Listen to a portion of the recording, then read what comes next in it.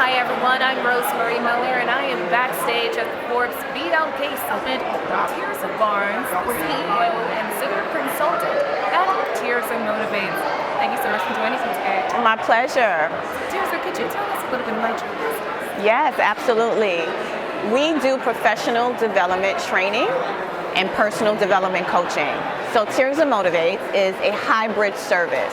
So we go into organizations and provide training and development for leaders and for the employees. So leadership consulting, employee training and development. But there's also another side. That's the hybrid approach where we do women empowerment and we have online courses to serve women who are in leadership positions and who want to elevate themselves and evolve and grow so that they can really live their full potential, not just in the workplace, but personally as well. What inspired you to create this? My own life story. You know, I remember being in my early 20s and had low self-esteem. And I knew that's not the way I was supposed to feel. There was something different that needs to manifest in my life. So I went on a journey of self-help.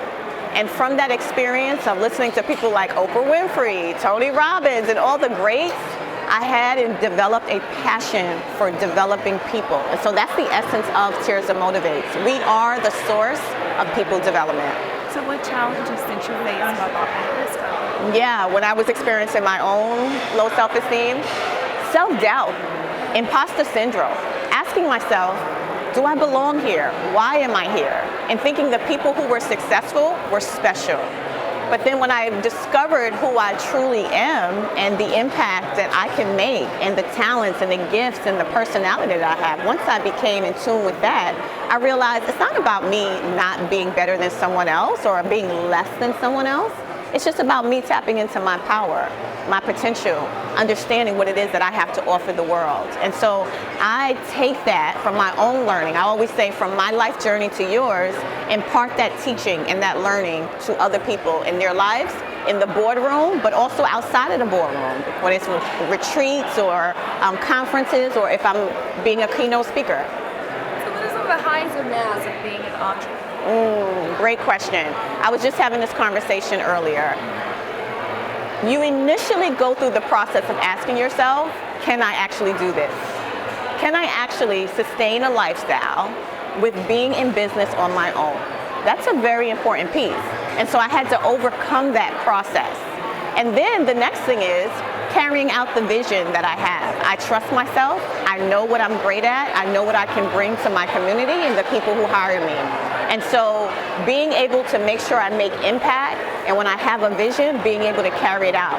And so being able to overcome those two things have been so critical in me being able to be successful in my business and create the outcomes that I am creating for the people who trust me to serve them.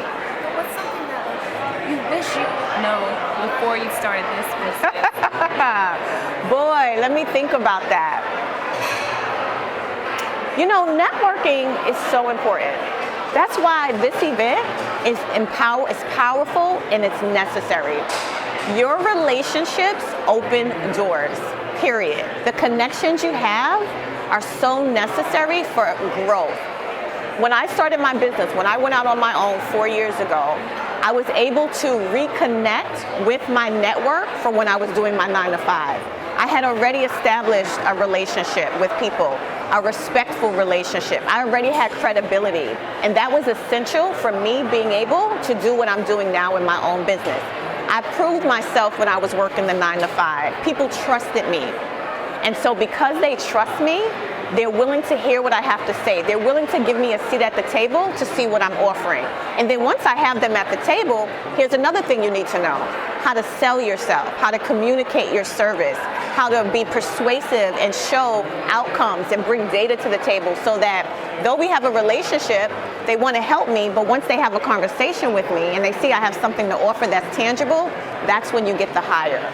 So developing all those skills over the years have been critical for where I'm at today and where I'm going. And is this some of the stuff you're teaching? Yes, girl, you got it. Yes. This is it. Yes. Like, how have you seen progress in those who come to you? An awakening, a growth in consciousness, a freedom of self-expression, coming outside of the box. I have a leadership program that's called the Conscious Caring Leader. We call it CCL4. The 4 is for 4 requirements that we teach so that someone evolves and becomes a conscious caring leader. The first one is that you must be a free thinker. If you want to be a conscious leader, you have to come outside of the box. The next one is to be self-aware. Know yourself. Know your triggers, know your emotions, know your strengths, know where there's opportunities to grow. The next one is to be solution focused. Too many leaders are stuck on the problem. We need to be focused on where is there opportunity even in the challenge. And then the last one is being influential. Whatever you learn, you must pay it back. Be an influence for others so that they can grow and become conscious caring leaders. So when I talk about outputs and what is the impact of the work we do, we're developing free thinkers. We're developing leaders who are solution focused. We're developing people who are becoming more consciously aware of themselves and tapping into their power. We're developing people who are influential in making a change in their community. That's how we change this world. Thank you. Thank you so much. Yeah. Oh, my pleasure. I had a blast. Thank you for inviting me.